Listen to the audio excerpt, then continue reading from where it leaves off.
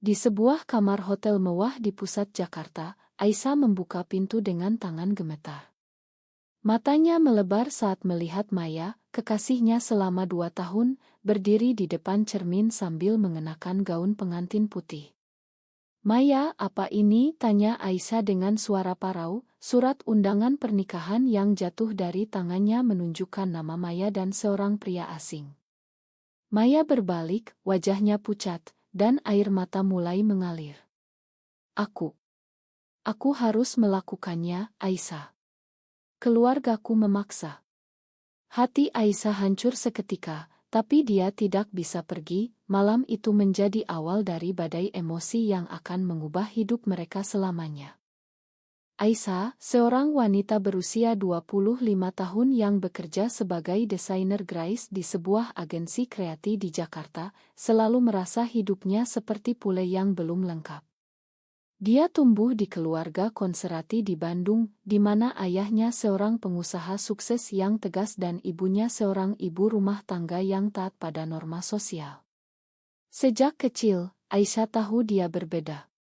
Saat teman-temannya membicarakan pacar laki-laki, dia malah diam-diam mengagumi keindahan teman perempuannya. Tapi di Indonesia, di mana masyarakat masih kuat dipengaruhi oleh nilai-nilai tradisional dan agama, dia menyembunyikan perasaannya dalam-dalam. Hingga dia bertemu Maya di sebuah kedai kopi di Tamrin 2 tahun lalu. Maya, 28 tahun, adalah seorang guru sekolah menengah di Jakarta Selatan. Dia berasal dari keluarga kelas menengah di Yogyakarta, di mana orang tuanya mengharapkan dia menikah dan memiliki anak seperti adik-adiknya. Maya cantik dengan kulit sawo matang dan senyum yang bisa melelehkan hati siapa saja. Tapi di balik senyum itu, ada luka dari masa lalu, sebuah hubungan gagal dengan seorang pria yang membuatnya menyadari orientasi sejatinya. Pertemuan dengan Aisyah seperti angin segar, tapi juga bom waktu. Mereka mulai dari obrolan santai, lalu kencan rahasia, hingga akhirnya jatuh cinta dalam diam. Malam itu, Aisyah datang ke hotel karena Maya mengatakan ada kejutan. Tapi kejutan itu adalah mimpi buruk. Maya menjelaskan bahwa keluarganya telah mengatur pernikahan dengan seorang pria bernama Rian, anak dari mitra bisnis ayahnya. "Ini bukan pilihanku, Aisyah. Jika aku menolak, ayahku akan memutuskan hubungan. Aku bisa kehilangan segalanya, pekerjaan, keluarga, bahkan tempat tinggal." Aisyah merasa dikhianati. "Kau bilang kita akan menghadapi ini bersama. Kau bohongi aku selama berbulan-bulan." Debat mereka memanas, suara-suara naik, dan Aisyah hampir pergi. Tapi Maya memegang tangannya, "Tolong, dengarkan aku. Ini adalah satu-satunya cara untuk menyelamatkan kita." Aisyah duduk di tepi tempat tidur, pikirannya berputar. Dia ingat bagaimana mereka pertama kali mengakui perasaan satu sama lain di pantai Ancol, di bawah matahari terbenam. Saat itu, dunia terasa sempurna. Tapi sekarang, realitas menampar. Di Indonesia, hubungan sesama jenis masih tabu. Banyak teman Aisyah yang kehilangan pekerjaan atau diusir dari keluarga karena rumor semacam itu. Aisyah sendiri pernah mendengar ayahnya berkata, "Orang seperti itu tidak pantas hidup di masyarakat kita." Bagaimana jika keluarganya tahu? Apakah dia siap kehilangan segalanya untuk Maya? Maya bercerita lebih lanjut. "Pernikahan itu hanyalah formalitas. Aku akan menikahinya, tapi hatiku tetap milikmu. Kita bisa bertemu secara rahasia." Ide itu membuat Aisyah marah. "Kau mau aku jadi selingkuhan? Itu bukan cinta, Maya. Itu penghinaan." Maya menangis, "Apa pilihan lain? Jika aku keluar sekarang, ayahku bisa sakit hati. Dia sudah tua dan ini adalah mimpi terakhirnya." Konflik inner Maya terlihat jelas, antara kewajiban keluarga dan cinta sejati. Dia tahu ini salah, tapi tekanan sosial terlalu besar. Di masyarakat Indonesia, pernikahan adalah status, bukan hanya pilihan pribadi. Aisyah memutuskan untuk tinggal malam itu. Mereka berbicara hingga larut, mengingat momen-momen indah. Tapi di balik itu ada ketakutan. Aisyah mulai mempertanyakan keputusannya sendiri. Apakah dia terlalu naif? Apakah cinta ini layak untuk diperjuangkan di tengah badai? Pagi harinya, Aisyah pergi dengan hati berat, tapi janji untuk bertemu lagi. Ini baru awal konflik yang lebih besar menanti. Di kantor, Aisyah sulit berkonsentrasi. Rekan kerjanya, seorang wanita bernama Lina, memperhatikan. Kau kelihatan lelah, Aisyah. Ada masalah. Aisyah menggeleng, tapi dalam hati, dia ingin curhat. Lina adalah teman dekat, tapi apakah dia bisa dipercaya? Di Indonesia, gosip menyebar cepat, dan satu kata salah bisa menghancurkan reputasi. Sementara itu, Maya di sekolah, menghadapi siswa-siswanya dengan senyum palsu. Dia merasa seperti aktor dalam drama yang salah. Malam berikutnya, mereka bertemu di sebuah taman kecil di Menteng. Maya membawa cincin tunangan dari Rian. Lihat ini, Aisyah. Ini bukan akhir. Tapi Aisyah melihatnya sebagai simbol pengkhianatan. Kau akan tidur dengannya. Kau akan punya anak. Maya diam, matanya menunduk. Jawaban itu cukup. Aisyah merasa dunia runtuh. Tapi alih-alih marah, dia memeluk Maya. Kita harus mencari jalan keluar. Mereka mulai merencanakan, tapi rencana itu penuh risiko. Apakah mereka siap membayar harganya? Beberapa minggu berlalu, dan tekanan semakin meningkat. Aisyah mulai mencari informasi tentang komunitas LGBT di Jakarta. Dia menemukan grup rahasia di media sosial, di mana orang-orang berbagi cerita serupa. Tapi bergabung berarti risiko, akun bisa dilacak, dan polisi kadang turun tangan atas laporan masyarakat. Maya, di sisi lain, sibuk dengan persiapan pernikahan. Rian, pria berusia 30 tahun yang sopan dan sukses sebagai pengacara, tampak sempurna di mata keluarga. Tapi Maya merasa mual setiap kali bersamanya. Dia baik, tapi bukan untukku, katanya pada Aisyah dalam panggilan telepon rahasia. Suatu hari, ayah Maya, Pak Budi, datang ke apartemennya. Maya, aku bangga padamu. Pernikahan ini akan menyatukan keluarga kita. Maya tersenyum paksa, tapi hatinya hancur. Dia ingat bagaimana ayahnya pernah marah besar saat mendengar berita tentang tetangga yang anaknya berbeda. Jangan sampai keluarga kita tercoreng, katanya dulu. Sekarang Maya merasa terjebak dalam jaringan harapan itu. Aisyah mendengar cerita ini, marah. Kau harus bilang yang sebenarnya. Tapi Maya takut. Dan kehilangan ayahku. Dia satu-satunya yang tersisa setelah ibu meninggal. Konflik ini membuat Maya depresi, dia mulai kurang tidur dan makan. Aisyah memutuskan untuk bertemu Rian secara diam-diam, dia menyamar sebagai teman Maya dan mengajaknya minum kopi. Maya bahagia dengan pernikahan ini, tanya Aisyah hati-hati. Rian tersenyum, tentu saja. Kami saling mencintai. Kata-kata itu seperti pisau. Aisyah menyadari Rian tidak tahu apa-apa. Apakah ini adil baginya? Mungkinkah Maya menipu semua orang? Pikiran itu membuat Aisyah ragu. Saat pulang, dia menangis sendirian. Cinta ini mulai terasa seperti beban. Di rumah, Aisyah dihadapkan pada keluarganya sendiri. Ibunya menelepon, Aisyah, kapan kau bawa pulang pacar? Umurmu sudah 25. Aisyah mengelak, tapi tekanan itu nyata. Di masyarakat Sunda seperti keluarganya, pernikahan adalah kewajiban. Aisyah mulai mempertimbangkan untuk pindah ke Bali, di mana komunitas lebih terbuka. Tapi itu berarti meninggalkan Maya. Pilihan itu menyiksa. Maya akhirnya bertemu Aisyah di sebuah ila kecil di Bogor untuk akhir pekan. Di sana, jauh dari mata orang, mereka bisa menjadi diri sendiri. Tapi bahkan di sana, argumen muncul. Kau egois, Maya. Kau pilih keluarga daripada kita. Maya balas, kau yang tak paham. Di Indonesia, keluarga adalah segalanya. Kau mau aku jadi orang buangan. Debat itu berujung pada air mata dan pelukan. Mereka sadar, cinta mereka diuji oleh realitas keras. Kembali ke Jakarta, masalah baru muncul. Seorang teman Maya, Sari, curiga. Sari melihat Maya sering bertemu Aisyah dan mulai bergosip. Kalian terlalu dekat untuk sahabat, katanya. Maya panik.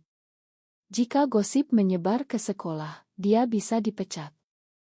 Di Indonesia, guru diharapkan menjadi teladan moral. Maya memutuskan untuk menjauh dari Aisyah sementara. Ini untuk kebaikan kita, katanya. Aisyah merasa ditinggalkan lagi. Pengkhianatan kedua ini membuatnya marah besar. Aisyah mulai mencari dukungan dari komunitas online. Dia bertemu dengan seorang wanita bernama Dei yang punya cerita mirip. Dei menceritakan bagaimana dia kehilangan pekerjaan karena keluar sebagai lesbian. Tapi aku bahagia sekarang, hidup bebas. Kata-kata itu memberi Aisyah harapan, tapi juga ketakutan. Apakah dia siap? Sementara itu, Maya bertemu Rian untuk makan malam keluarga. Di sana, dia melihat kebahagiaan palsu di mata ayahnya. Ini salah, bisik hatinya. Tapi dia diam. Konflik memuncak saat Aisyah menelepon Maya tengah malam. Aku tak tahan lagi. Kita putus. Maya shock, jangan. Aku akan cari cara. Tapi Aisyah sudah lelah. Kau sudah pilih, Maya. Telepon ditutup, meninggalkan Maya sendirian dengan penyesalan. Malam itu, Maya minum obat tidur untuk melupakan. Pagi harinya, dia bangun dengan tekad baru, dia harus memilih. Tapi pilihan apa? Setelah putus, Aisyah mencoba melanjutkan hidup. Dia fokus pada pekerjaan, menerima proyek besar yang membawanya ke Surabaya. Di sana, jauh dari Jakarta, dia bertemu orang-orang baru. Tapi setiap malam, dia memimpikan Maya. Rindu itu seperti racun. Di sisi lain, Maya membatalkan pertemuan dengan Rian, mengatakan sakit. Ayahnya curiga, apa ada masalah? Maya bohong, tidak, Pak. Tapi dalam hati, dia hancur. Dia mulai mencari konselor rahasia untuk bicara tentang perasaannya. Di Indonesia, terapi untuk isul masih langka dan mahal, tapi dia nekat. Suatu hari, Sari menghadapi Maya. Aku tahu rahasiamu. Kau dan Aisyah. Maya pucat. Jangan bilang siapa-siapa. Sari, yang sebenarnya homofobik, mengancam. Jika kau tak hentikan, aku akan lapor ke sekolah. Pengkhianatan dari teman ini membuat Maya shock. Dia merasa dunia semakin sempit. Maya menelepon Aisyah meski mereka putus. Aku butuh bantuan. Aisyah ragu, tapi datang. Di KAE, mereka bertemu lagi. Sari tahu, kata Maya. Aisyah marah, ini akibat kebohonganmu. Tapi mereka bersatu melawan ancaman. Mereka merencanakan untuk konfrontasi Sari. Aisyah bilang kita harus jujur pada diri sendiri. Maya setuju, tapi takut. Konfrontasi terjadi di apartemen Sari. Kenapa kau lakukan ini? Tanya Maya. Sari jawab, karena itu salah. Di masyarakat kita, itu dosa. Debat panas, tapi Sari akhirnya mundur setelah Aisyah ancam lapor polisi atas pemerasan. Kemenangan kecil ini membawa mereka lebih dekat. Tapi harga, Sari putus persahabatan. Maya kehilangan teman. Kembali ke keluarga, ayah Aisyah datang ke Jakarta untuk kunjungan mendadak. Aisyah, aku dengar kau dekat dengan seorang wanita. Apa benar? Gosip dari Bandung sampai. Aisyah syok. Siapa bilang? Ayahnya marah, itu tidak penting. Kau harus berhenti. Ini memalukan keluarga.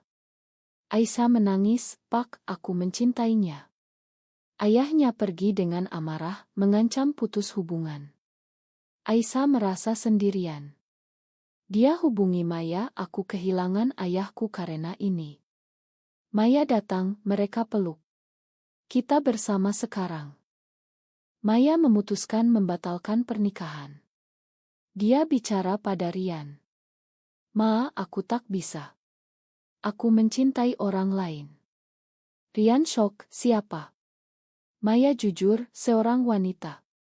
Rian marah, tapi juga sedih. Kau bohongi aku. Dia pergi dan berita menyebar ke keluarga. Ayah Maya marah besar. Kau hancurkan nama baik kita. Dia usir Maya dari rumah. Maya pindah ke apartemen Aisyah, tapi tekanan sosial mulai. Tetangga bergosip, mereka tinggal bersama. Pasti ada yang salah. Di tempat kerja, Maya dihadapi kepala sekolah. Ada rumor tentangmu. Jika benar, kau harus mundur. Maya menangis, tapi tolak. Ini pribadiku. Tapi dia dipecat. Kehilangan pekerjaan membuatnya depresi. Aisyah dukung, kita cari pekerjaan baru. Tapi uang menipis. Mereka mulai berjuang finansial. Cinta mereka diuji oleh realitas. Aisyah dapat tawaran kerja di Bali. Kita pindah ke sana. Di sana lebih bebas. Maya ragu, tapi keluargaku. Aisyah bilang, mereka sudah tinggalkanmu. Keputusan itu sulit. Maya setuju, tapi dengan hati berat. Mereka packing, tapi sebelum pergi, ayah Maya datang. Maya, pulanglah. Kami makan jika kau berubah. Maya menangis, aku tak bisa berubah, Pak. Ini aku yang sebenarnya. Ayahnya pergi, meninggalkan luka. Di Bali, hidup baru dimulai. Aisyah bekerja di agensi pariwisata, Maya jadi tutor priat. Pulau itu lebih terbuka, dengan komunitas yang kuat. Mereka bertemu teman baru, seperti pasangan lesbian yang sudah menikah secara simbolis. Kalian bisa bahagia di sini, kata mereka. Tapi masa lalu menghantui. Maya sering menangis ingat keluarga. Apakah aku salah, Aisyah? Aisyah jawab, tidak, kita pilih kebahagiaan. Tapi Aisyah sendiri ragu. Apakah pengorbanan ini worth it? Suatu hari, Rian menelepon Maya. Aku makanmu. Tapi ayahmu sakit karena ini. Maya syok. Ayahnya stroke karena stres. Maya ingin pulang. Aku harus lihat dia. Aisyah takut, jangan, itu jebakan. Tapi Maya pergi ke Yogyakarta. Di sana keluarga menyambut dingin. Kau penyebabnya, kata adiknya. Maya bertemu ayah di rumah sakit. Ma, Pak. Ayahnya lemah, pulanglah, Maya. Tinggalkan itu. Maya hancur. Apakah dia harus korbankan cinta untuk keluarga? Kembali ke Bali, Maya cerita pada Aisyah. Aku hampir setuju. Aisyah marah, lagi. Kau mau tinggalkan aku lagi? Argumen besar terjadi. Maya bilang, kau tak paham rasa bersalahku. Aisyah balas, aku kehilangan segalanya juga.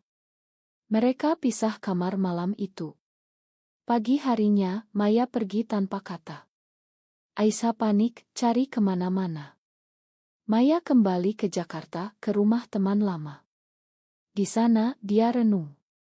Apakah cinta ini terlalu mahal? Aisyah ikut ke Jakarta. Dia temukan Maya di kai lama mereka. Jangan tinggalkan aku. Maya menangis, aku tak bisa pilih. Tapi Aisyah bilang kita pilih bersama. Mereka rekonsiliasi, tapi dengan syarat, Maya harus hubungi keluarga lagi. Maya kirim surat, jelaskan perasaannya. Respon datang, adiknya dukung diam-diam, aku paham, Kak. Tapi ayah butuh waktu. Harapan kecil muncul. Tapi masalah baru, masyarakat. Di Bali, mereka hadapi diskriminasi halus. Saat sewa rumah, pemilik tanya, kalian saudara? Mereka bohong. Tapi gosip menyebar. Suatu malam, sekelompok pemuda datang, lempar batu ke jendela. Pergi dari sini, orang aneh. Mereka lapor polisi, tapi polisi bilang, itu biasa. Ketakutan membuat mereka pertimbangkan pindah lagi. Mungkin ke luar negeri. Tapi Isa sulit. Maya mulai aktif di komunitas LGB. Dia ikut seminar rahasia tentang hak-hak. Di sana, dia bertemu aktivis yang cerita perjuangan. Kita harus berubah masyarakat. Maya terinspirasi. Dia mulai tulis blog anonim tentang pengalaman. Aisyah dukung, tapi takut. Jika ketahuan. Maya jawab, kita harus berani. Ini jadi titik balik, dari korban jadi pejuang. Konflik akhir muncul saat ayah Maya pulih dan hubungi. Aku mau bertemu. Maya pergi dengan Aisyah. Di Yogyakarta, pertemuan tegang. Ayah bilang, aku tak setuju, tapi kau anakku. Maya menangis, terima kasih, Pak. Tapi ayah tambah, jangan bawa dia ke sini. Aisyah sakit hati. Apakah penerimaan parsial cukup? Hidup di Bali berlanjut dengan pasang surut. Maya dan Aisyah bangun rutinitas, kerja, teman, dan cinta. Tapi luka lama belum sembuh. Maya sering mimpi buruk tentang pernikahan yang dibatalkan. Aisyah, di sisi lain, mulai ragu komitmen. Apakah kita bahagia benar? Tanyanya suatu hari. Maya jawab, ya, meski sulit. Tapi keraguan itu tumbuh. Suatu hari, Dei, teman dari komunitas, ajak mereka ke acara pride kecil. Di sana, mereka lihat banyak pasangan seperti mereka. Inspirasi datang. Maya putuskan untuk keluar secara publik di blognya. Aku lesbian, dan aku bangga. Posting itu viral di kalangan komunitas. Tapi juga bawa ancaman, pesan hati dari anonim. Kau akan binasa. Maya takut, tapi Aisyah dukung. Kita kuat. Keluarga Aisyah hubungi lagi. Ibunya bilang, kami rindu kamu. Pulanglah. Aisyah pergi ke Bandung. Di sana, ayahnya minta maaf. Aku tak paham dulu. Tapi lihat kau bahagia. Aisyah syok. Ternyata, ayahnya baca tentang isu LGBT. Penerimaan ini bawa harapan. Aisyah bawa berita ke Maya. Mungkin ayahmu juga bisa. Maya coba lagi kirim pesan. Respon, datanglah sendirian. Maya pergi, tapi kali ini tegas. Aku tak akan tinggalkan Aisyah. Ayahnya diam, tapi peluk dia. Langkah kecil menuju rekonsiliasi. Tapi masyarakat tak mudah. Di pekerjaan Aisyah, bos tahu dari gosip. Ini bisa pengaruh klien. Aisyah diperingatkan. Maya sebagai tutor kehilangan murid karena orang tua takut. Mereka berjuang tapi tetap bersama. Suatu malam, mereka bicara di pantai. Apa harga yang kita bayar worth it? Tanya Maya. Aisyah jawab, ya, karena kita bebas. Cerita mereka jadi inspirasi bagi yang lain. Dei bilang, kalian ubah hidupku. Tapi ada pengorbanan, teman hilang, keluarga renggang, keamanan terancam. Di akhir, mereka putuskan untuk tetap berjuang. Maya tulis buku tentang pengalaman, Aisyah desain coer. Hidup terus, dengan cinta sebagai pondasi. Apakah mencintai seseorang meski bertentangan dengan norma sosial selalu merupakan pilihan yang benar, atau justru egois yang merusak ikatan keluarga?